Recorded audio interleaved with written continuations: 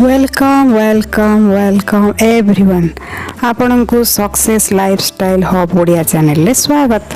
यही चैनल रो पर्पस होची आपण लाइफ रे वैल्यू ऐड करबा। तेणु वीडियोटी को लाइक करदेवे, जदि प्रथम तरफ देखु थांती तेबे सब्सक्राइब करदेवे एवं वीडियोटी को निश्चित शेष पर्यंत देखिए। आज आम वीडियो डिस्कस करबा किपरि भाव स्वतः प्रेरणा आम निजको निजे प्रेरणा देवा। जो प्रकार विद्युत व इलेक्ट्रिसिटी काम करे से ही प्रकार स्वतः प्रेरणा भी निजर प्रभाव दिखाए आमर लाइफ रे। आम दिस इज प्रैक्टिकल एग्जांपल। आमर जो विद्युत इलेक्ट्रिसिटी ध्वंस भी करि पारे एवं विकास भी करि पारे। यह तार व्यवहार उपर निर्भर करे। जदि शांति आ समृद्धि व विकास कामना अच्छी तेबे प्रेरणा ताहा हेबो। जदि आपण दैन्यता आपणकर चेतना रे पुराई लागिबे तेबे आपनको शांति व समृद्धि व विकास किपरि मिलिबो। तेणु मुख्य कथा हला ये स्वतः प्रेरणा यह आम निज ठारू आसे। स्वतः प्रेरणा एक वायु अटे, जो दिगरे जीवाकू चाहिए से ही दिगरे जीवे। Listen to me very very carefully. जदि भाविली हारीगली तो हारीगली, जदि भाविली साहस नहीं तो नहीं, जदि जितबार इच्छा अच्छी मात्र भावुचंची जिति पारिबे नहीं तेबे एहा निश्चिंत आपण ही हारिबे। कारण दुनिया रे एहा ही हुए, केवल इच्छा शक्ति द्वारा जितवा आरंभ हुए। एहा सबु मनस्थिति उपर निर्भर करे। जदि आशंका पछकू फेरिबा को हेबो तेबे फेरिबे। एथिपाई सबु बेले आगो को बढ़िबा पई भावंतु। निजर दृढ़ विश्वास रे आगो को बढ़ंतु, तेबे ही आपणकर प्रयास पुरस्कृत हेबो। जीवन रे संघर्षकारी रही विजय हुए, बरं से ही जीते जहार विश्वास थाए जे से जीतिबो। मनर जीत जीत हुए, मनर हार हार, मनर संकल्प प्रत्येक चेष्टार सार।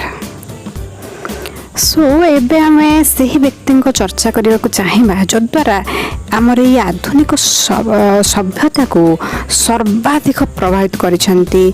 से होचंदी भारतर महात्मा गांधी, जे कि कमजोर जना पड़थिबा एही मानव को पाखरे देखा गले कौन शक्ति नथिला, यथा धन सेना, कौन भौतिक अर्थर, कौन रंग ढंगर पोशाक, आडम्बरपूर्ण निवास एसब नथिला। मात्र तांको पाखरे थिला अपरिमित शक्ति। तांको पाखरे एते शक्ति किपरि आसिला?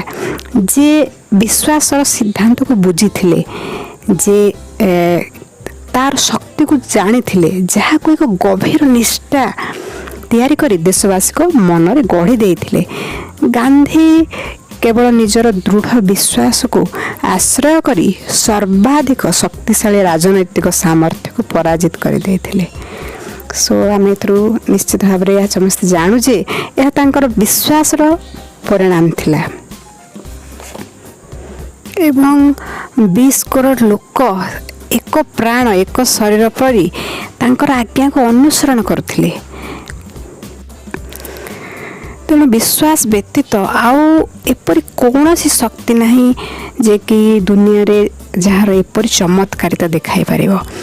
गांधीजी यही चमत्कार विश्वास सिद्धांत को आत्मसात करथिले। एथर स्पष्ट हुए जे धन संपदर प्रथम चरण से विषय रे अर्थात प्राप्त करिवार स्पष्ट विचार। एथिपाई जरूरी रकम सीमा ताहाकू भाबुथिबा मस्तिष्कर निजस्व सीमा अटे। किंतु जेतेबेले एही विचार को विश्वासर आश्रा मिल जाए तेबे सीमार बंधन तिरहित हेबाकू लागे। तेणु आमको एठारे स्मरण रखिबा उचित जे जेतेबेले आपण जीवन रे निजे यह प्रयोग करिवे सेतेबेले ताहार प्रतिफल चाहिबे। हाँ, मुझे एठारे उदाहरण देवाकू चाहे थिंक एंड ग्रो रिच जो पुस्तक जहाँ नेपोलियन हिल को द्वारा लिखा जाइतिला। କଥା ହେଉଛି ଏଥିରେ କୌଣସି ସୀମା ନାହିଁ କି କେତେ ପରିମାଣରେ ସଫଳ ହେବେ, କେତେ ପରିମାଣରେ ଧନୀ ହେବେ, ଏହାର କୌଣସି ସୀମା ନାହିଁ। ତେଣୁ ଏହିପରି ଭାବରେ ଆମକୁ ନିଜ ଜୀବନରେ ଏହାକୁ ପ୍ରୟୋଗ କରିବାକୁ ହେବ ଏବଂ ଆମେ ନିଜେ କିପରି ସଫଳ ହୋଇପାରିବା ଏଥିପାଇଁ ଆମେ ନିଜେ ଦାୟୀ। ସୋ ଏହା ହିଁ ହେଉଛି ଆଜିର କଥା। ତେଣୁ ଆପଣମାନେ ଏହାକୁ ଜୀବନରେ ଆଚରଣ କରନ୍ତୁ ଏବଂ ସଫଳ ହୁଅନ୍ତୁ, ଏହା ହିଁ କାମନା। Thank you so much.